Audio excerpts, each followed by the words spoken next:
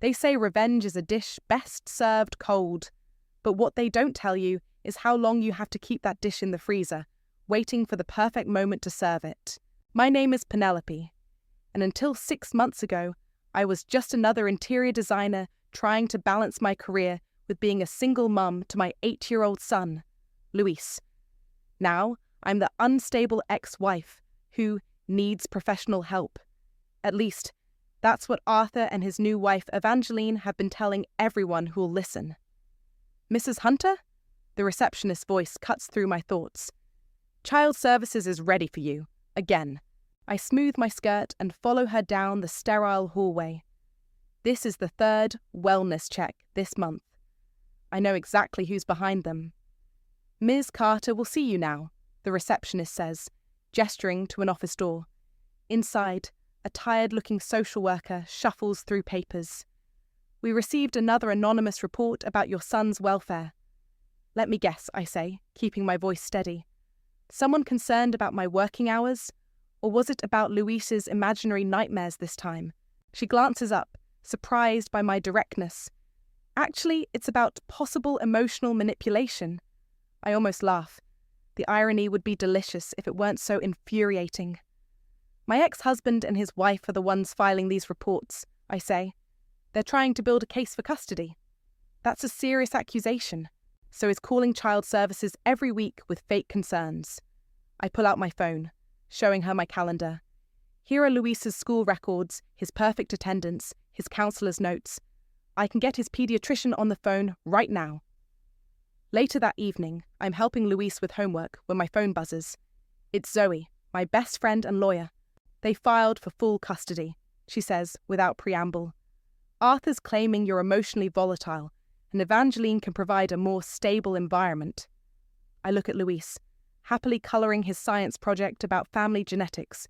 If they only knew what that innocent assignment revealed. Penelope? Are you there? I'm here. I watch Luis carefully trace his family tree. They really think they can win this, don't they? They've been laying groundwork for months. The Child Services calls, the rumours at school, those concerned emails to Luis's teachers. They forgot something important, I say, walking to my home office. What's that? I unlock the bottom drawer of my desk, pulling out a sealed envelope. They forgot who I am, and what Luis's science project revealed. Pen, what are you talking about?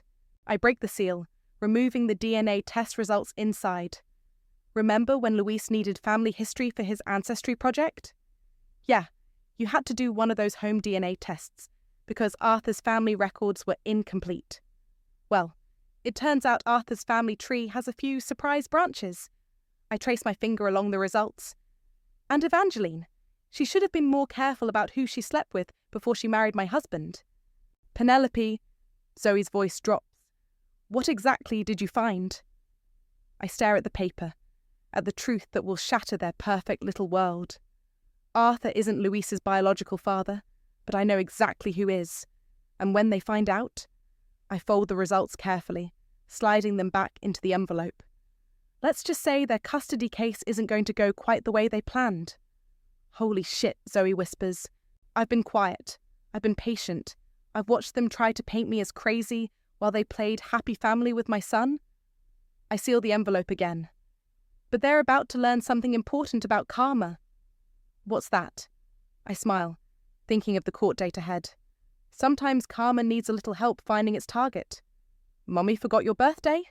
Luisa's voice crackles through my phone speaker, breaking my heart.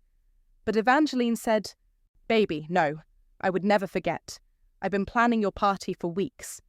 I grip the steering wheel tighter, forcing myself to stay calm. Remember? We picked out the superhero theme together. Oh, he sounds confused. But she showed me the empty party store cart. Of course she did. Because she'd cancelled my online order using Arthur's old email password. I'd already caught on and rebooked everything under a new account. But Luis didn't need to know that drama. Trust me, sweetheart.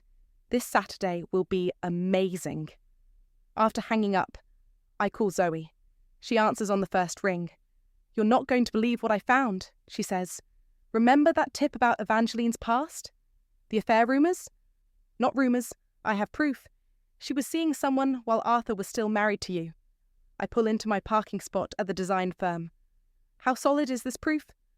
Bank records solid, hotel receipts solid, and get this, it was someone close to Arthur.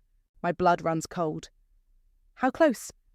I'm still connecting dots, but I found something else. Check your email. I open the attachment on my phone. It's a photo from an old family barbecue, back when Arthur and I were still married. In it, Evangeline stands too close to a tall, dark-haired man. His hand is on her lower back, hidden from most angles. That's Antonio, I whisper. Arthur's half-brother. Bingo! My mind races through implications.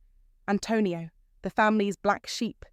The recovering addict who disappeared for years, only to return cleaned up right around the time Arthur and I split. A knock on my car window makes me jump. It's Evangeline, wearing her perfect smile like armour.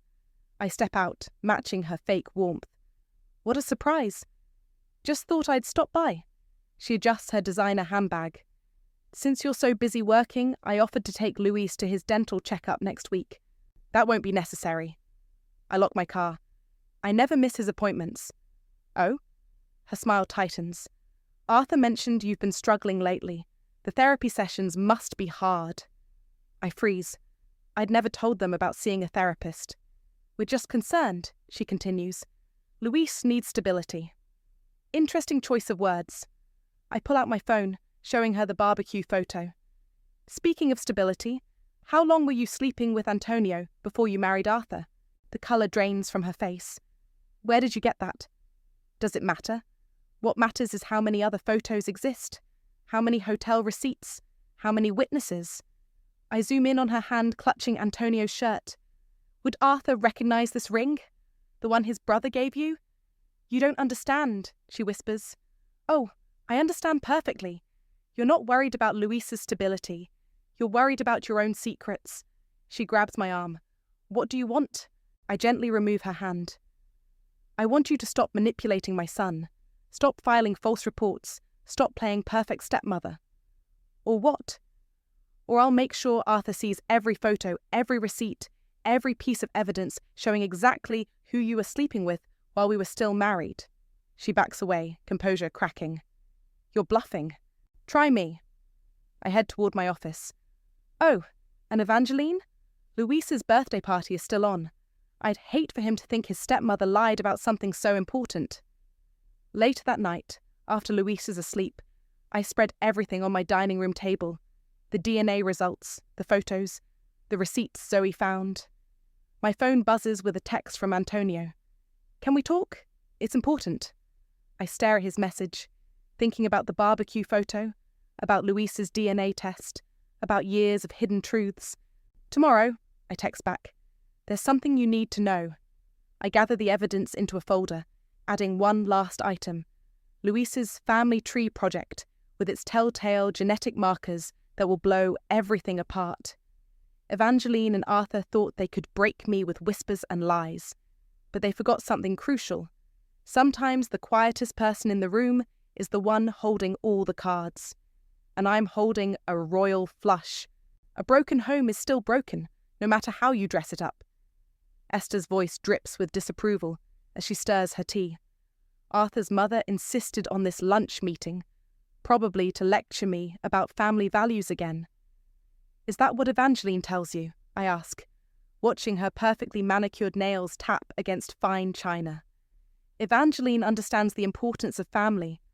Unlike some people, she glances pointedly at my work laptop bag. I think about Luis's science project, still fresh in my mind. How excited he was to trace his ancestry, to learn about DNA, how his innocent questions led to earth-shattering answers. Tell me, Esther, how much do you really know about your perfect daughter-in-law? She sets down her cup. What are you implying? Nothing. Yet. I pull out Luis's school project. Did you know Luis had to do a genealogy assignment? Very thorough. DNA tests and everything. DNA tests? Something flickers across her face.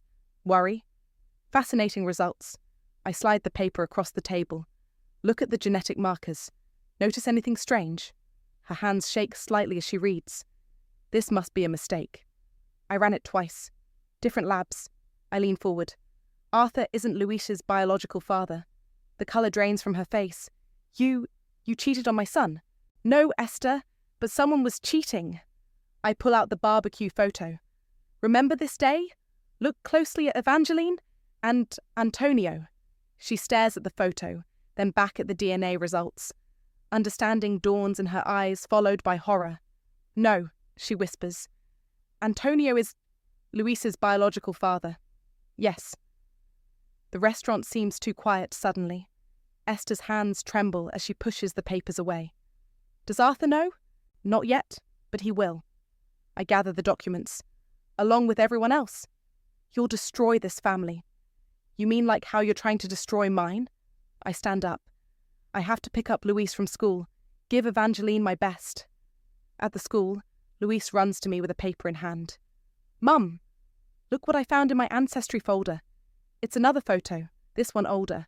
Antonio and Arthur as teenagers, standing with Esther. The family resemblance is striking, especially between Antonio and Luis. Mum! Luis looks up at me. How come I look more like Uncle Tony than Dad? My heart catches. Sometimes families are complicated, sweetheart. That evening, I meet Antonio at a quiet coffee shop. He looks nervous, fidgeting with his sobriety chip. 5 years clean. Thanks for coming, I say, sitting down. What's this about, Penelope? Evangeline's been calling me non-stop, but won't say why. I take out the DNA results.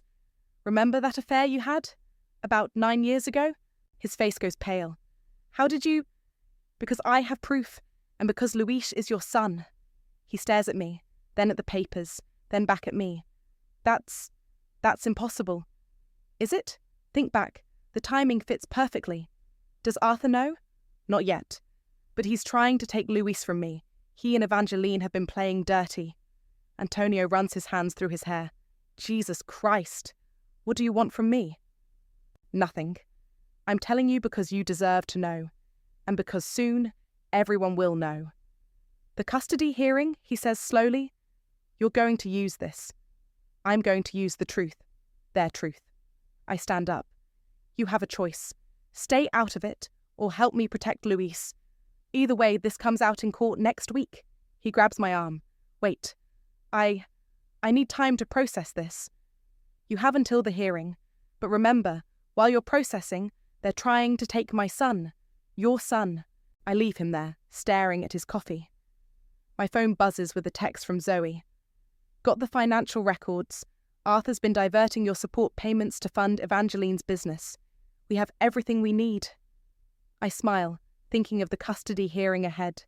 They thought they could bury me in lies. Instead, they buried themselves in truth. And next week, everyone gets to watch that truth explode. 2 weeks before court, the custody papers arrive. I read them at my kitchen table while Luis plays video games in the next room, his laughter a stark contrast to the vicious lies printed before me. They're claiming emotional manipulation. Zoe paces my kitchen, reading over my shoulder. And look at these expert testimonies. That therapist isn't even licensed in our state. The babysitter statements are interesting too, I say, flipping pages. Considering I've never hired any of these people. My phone buzzes. It's Antonio. Again. He's called 6 times today, I tell Zoe. I think the reality is finally hitting him. Are you going to answer? Before I can decide, Luis appears in the doorway. Mum, can we talk? Zoe squeezes my shoulder and quietly leaves the room. I pat the chair next to me. What's on your mind, sweetheart? He climbs up, his small face serious. Dad and Evangeline said I might have to live with them, that you're too busy for me. My heart cracks, but I keep my voice steady. Do you feel like I'm too busy for you? No. He fidgets with his sleeve. But they said you're sick, in your head, that you need help. I take his hands in mine. Luis, look at me. Are you scared? His lower lip trembles. Sometimes, it's okay to be scared. And confused. I pull him close. But I need you to know something. Everything I do, every client I meet, every room I design, it's all for you, to give you the best life I can. I know. He hugs me tight. I don't want to live with them. Then trust me. Can you do that? He nods against my shoulder. Later I meet Antonio at a park. He looks terrible, like he hasn't slept in days. I'll testify, he says without preamble. About everything. The affair, the DNA, all of it. Are you sure? This will change your life too. He laughs bitterly. My life changed the moment you showed me those test results. He runs a hand through his dishevelled hair. I have a son I never knew about. And my own brother? Half-brother, I correct automatically. Does it matter? I slept with his wife, before she was his wife, and now... He stops, collecting himself. I've spent 5 years getting clean, making amends. I help other addicts find their way back. And now this? The truth was always there, Antonio. We just didn't know it. My phone buzzes. It's Zoe. Emergency. Call now. I have to take this, I tell Antonio. Think carefully about testifying. There's no going back. Zoe answers on the first ring. You're not going to believe this. I found Arthur's financial records. And? He's been funneling your support payments into Evangeline's life coaching business. All of it. For months. I sit down on a nearby bench. Can you prove it?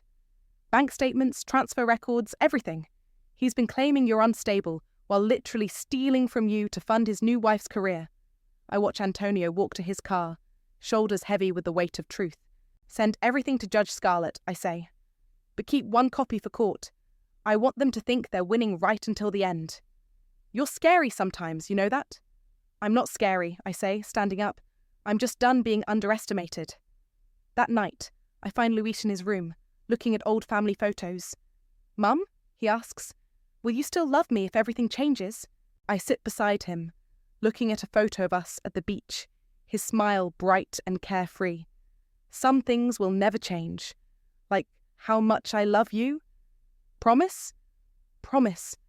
I kiss his forehead. Now, how about we make some hot chocolate?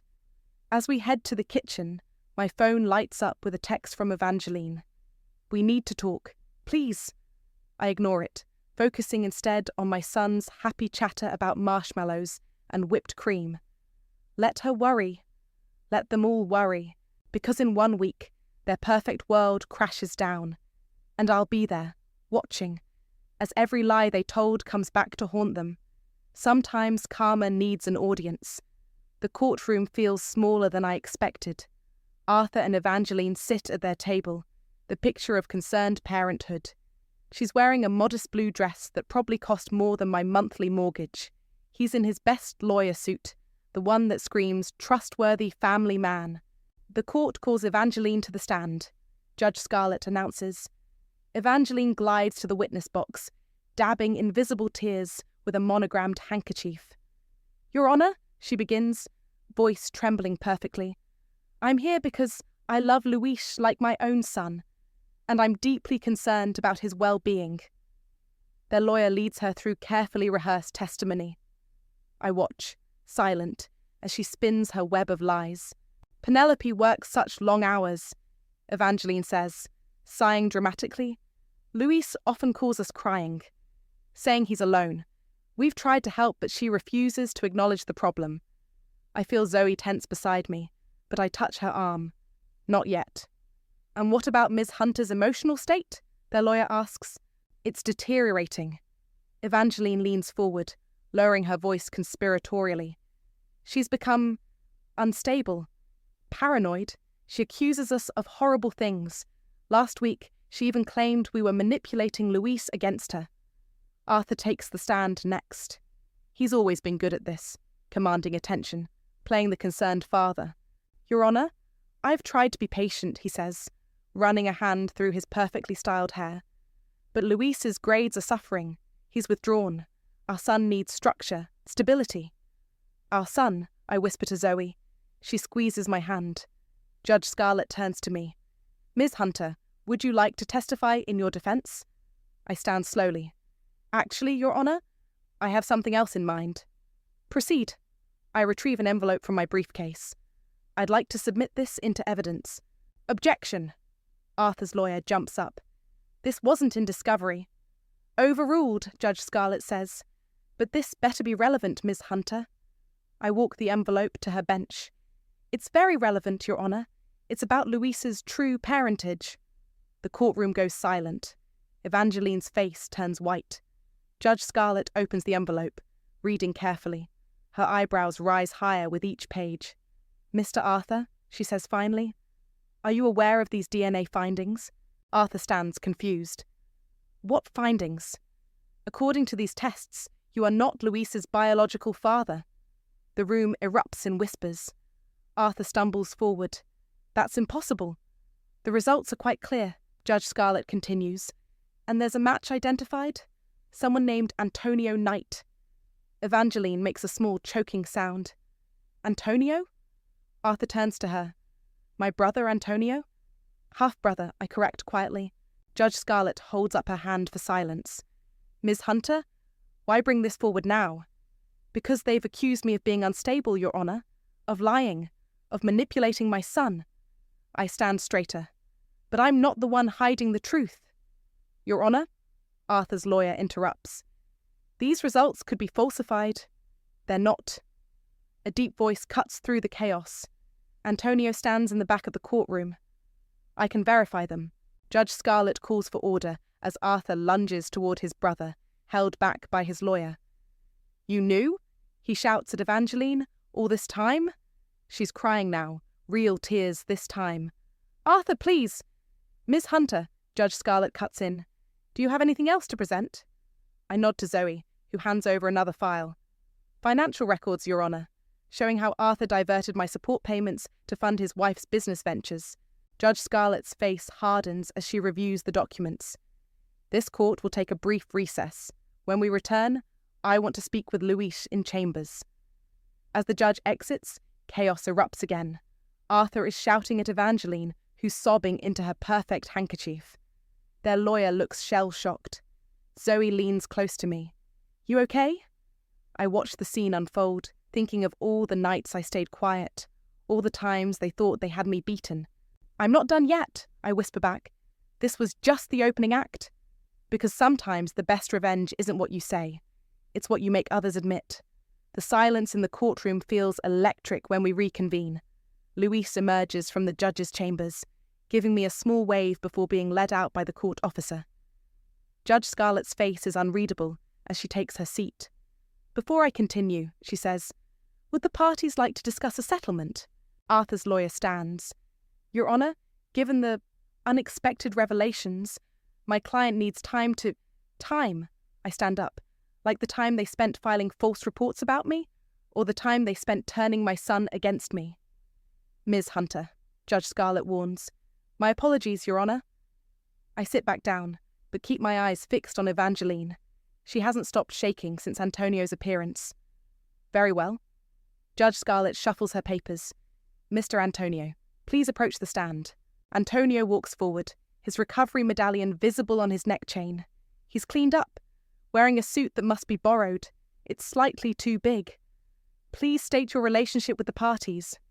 "I'm Arthur's half-brother," he says, voice steady.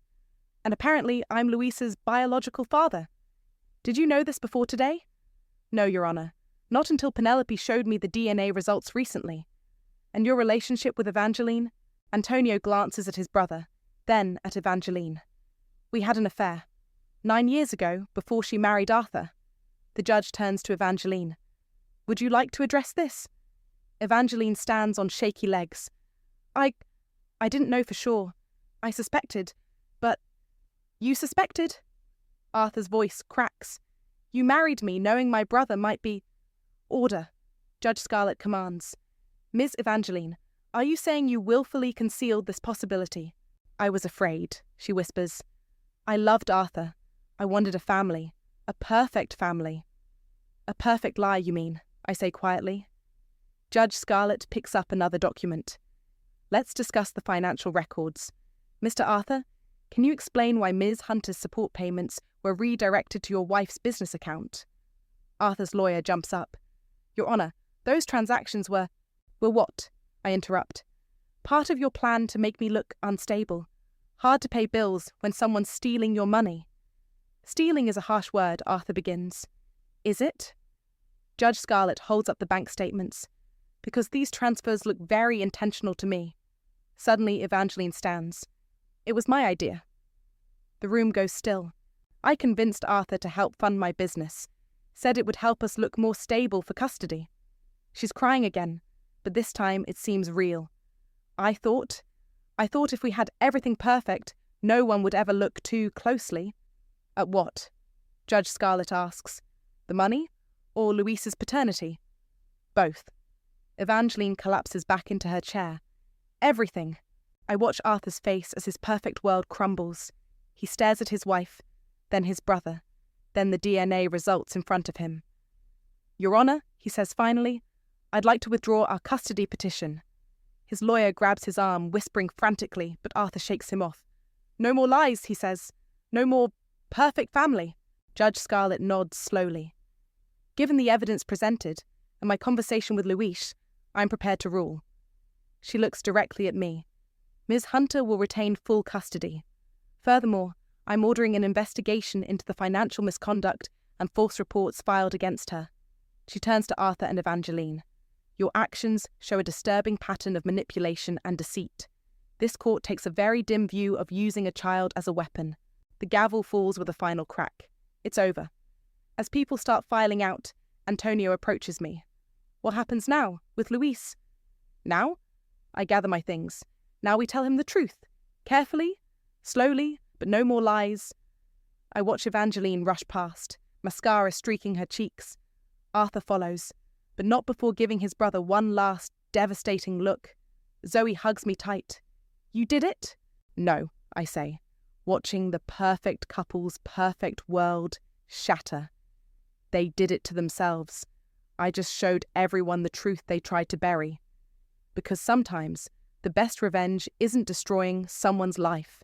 It's letting them destroy it themselves. The courthouse steps erupt in chaos as we exit. Esther stands at the bottom, her perfectly coiffed hair wild in the wind, pointing at Evangeline. You disgraceful, manipulative witch, she shrieks. You promised me you'd be a better daughter than she ever was. Evangeline backs away, stumbling in her designer heels. Esther, please, don't you dare speak to me. Esther's voice carries across the courthouse plaza. You slept with both my sons, made me believe that child was Arthur's. Reporters materialize like vultures, phones recording every moment. Someone must have tipped them off. Mrs. Hart, one calls out, how do you feel about the DNA revelation? Arthur pushes through the crowd, trying to shield Evangeline, but she pulls away from him. Don't touch me, she sobs. You don't understand. None of you understand. Oh, I understand perfectly, Arthur says, his voice ice cold. My lawyer will be contacting you about annulment proceedings. Antonio steps forward. Arthur, brother. Don't! Arthur whirls on him. You're not my brother, not anymore. I feel a tug on my sleeve. It's Zoe, gesturing toward a side exit. Let's get you out of here before... Wait. I turn back to the scene. There's one more thing. I walk toward Evangeline, who's now cornered by reporters. Is it true you falsified evidence? One asks. Did you knowingly deceive the court? Demands another. Evangeline, I say clearly, making sure the cameras catch every word. Remember what you told me about karma? She freezes. Last month, she'd cornered me at Luis's school. Karma's coming for you, Penelope. Better watch your back. I wasn't unstable, I continue. I wasn't unfit. I was just underestimated. By you. By Arthur. By everyone who thought they could break me with lies. The reporters turn their cameras on me. You want a story? I ask them. Here's your story. A life coach and a lawyer tried to steal my child by painting me as crazy. They filed false reports. They stole my money. They manipulated my son. All while hiding the truth about his real father. Penelope, stop, Evangeline pleads. Why? Isn't this what you wanted? Attention? An audience? I gesture to the cameras. Now, everyone can see who you really are. Esther steps forward again. Get out of my sight, both of you. You've destroyed this family. No, Esther, I correct her. They destroyed themselves, with their own choices, their own lies. Antonio touches my arm. We should go. Luis will be waiting. He's right. This isn't about revenge anymore. It's about healing. As we walk away, I hear Evangeline's sobs, Arthur's angry voice, reporters shouting questions. Her carefully curated social media empire will crumble by sunset.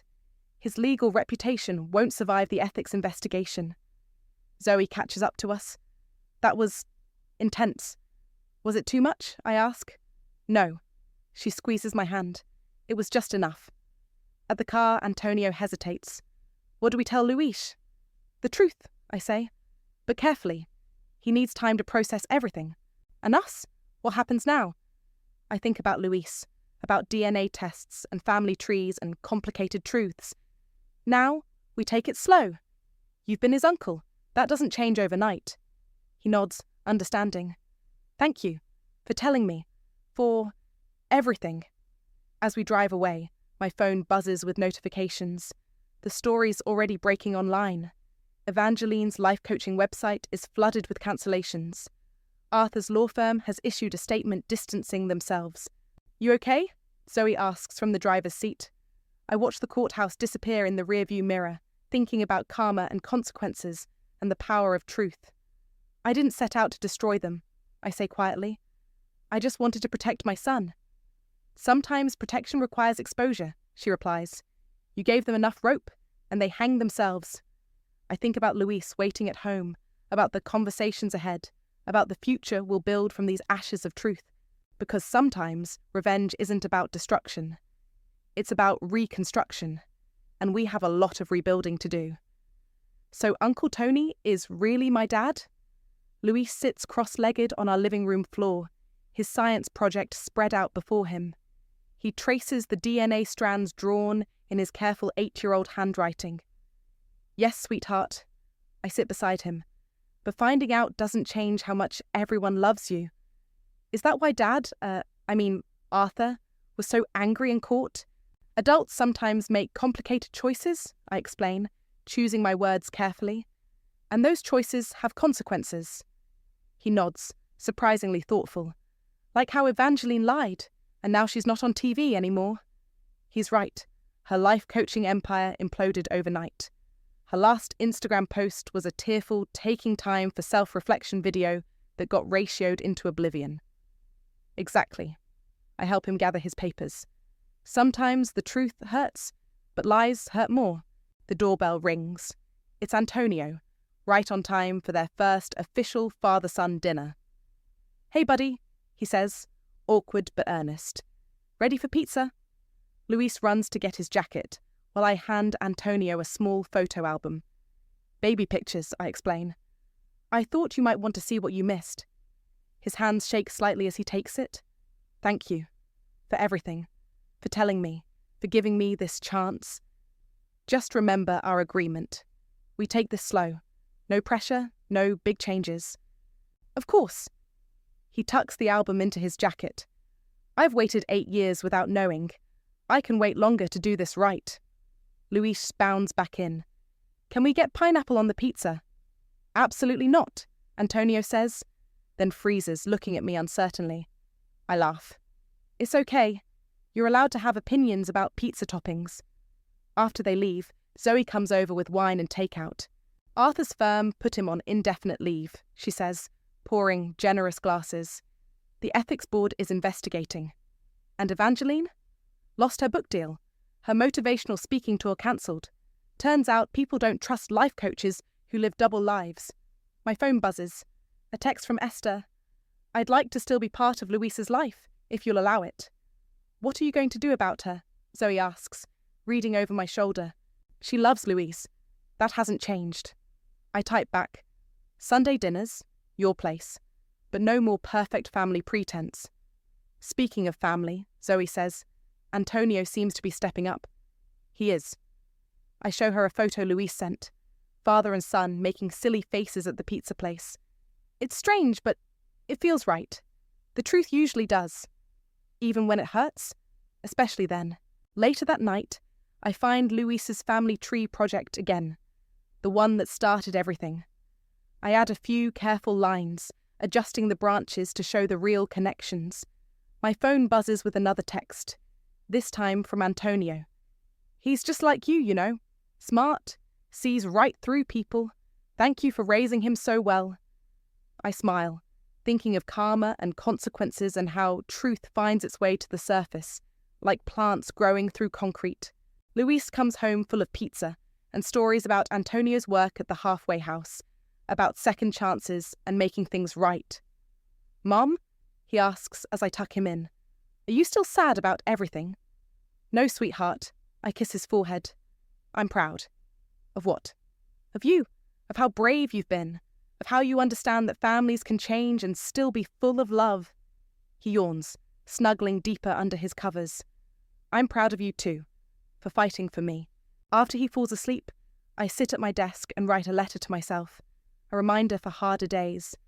True revenge isn't about destruction, it's about revelation. Let people's own actions be their undoing. Let truth be your weapon. Let karma do its work. And remember, sometimes the best revenge isn't winning. It's showing others exactly who they are. It's standing calm while they unravel. It's rebuilding something better from the ashes of their perfect lies. Because in the end, truth doesn't need defending. It just needs revealing. And that's enough. I seal the letter, tuck it away, and go to check on my sleeping son. Sometimes karma needs a little help, but sometimes it just needs patience. And I've always been good at waiting,